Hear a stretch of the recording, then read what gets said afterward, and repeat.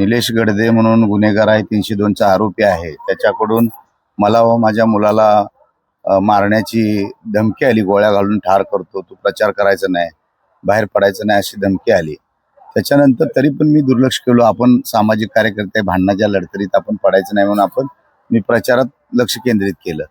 पण सलग 3-4 दिवस माझ्या 10 ते 15 कार्यकर्त्यांना धमक्या देण्याचा सातत्यानं प्रयत्न चालू झाला. आणि 2 दिवसापूर्वी परवा दिवशी दुपारच्या वेळेतच माझ्या एका कार्यकर्त्याला हत्यार लावलं आणि 4-5 जणांनी घेरलं.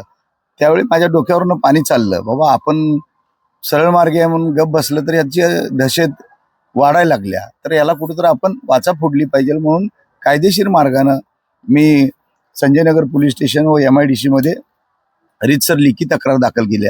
SP साहेबांबरोबर माझं बोलणं झालेलं आहे.